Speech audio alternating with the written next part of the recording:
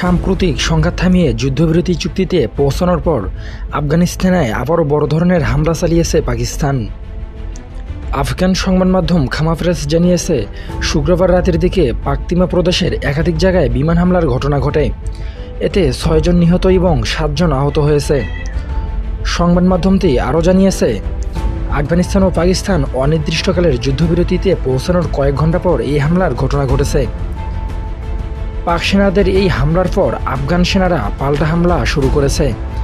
ধারণা করা হচ্ছে সীমান্তবর্তী অঞ্চলে দুই দেশের সেনাদের মধ্যে ফের সংঘর্ষ শুরু হয়েছে। আফগান তালেবান সরকারের জাতীয় রেডিও এবং টেলিভিশন খবরে বলা হয়েছে, পাকতিকার উরগুন ও বারমাল বিভাগে পাকিস্তানের বিমান হামলায় একাধিক নারী ও শিশু নিহত হয়েছেন। কমান্ড সেন্টার থেকে আরও জানানো হয়েছে, বিনা উস্কানিতে পাকিস্তান নতুন করে আবারও আফগানিস্তানের ভৌগোলিক অখণ্ডতা লঙ্ঘন করেছে। স্থানীয়রা জানিয়েছে, শুক্রবার রাতের দিকে পাকিস্তানি ড্রোন আবাসিক এলাকায় বোমা বর্ষণ করে।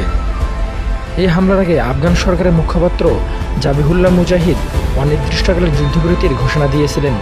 তিনি বলেছিলেন, উস্কানি না দিলে আফগানিস্তান আর কোনো হামলা করবে না। কিন্তু এই যুদ্ধবিরতি বেশিক্ষণ স্থায়ী হলো না।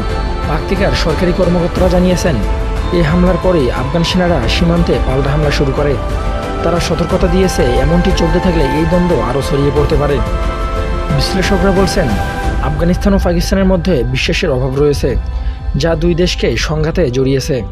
তবে এতে করে শুধু অনেক সাধারণ মানুষ নিহত হচ্ছে, যা পরিস্থিতি আরও খারাপের দিকে নিয়ে যেতে পারে।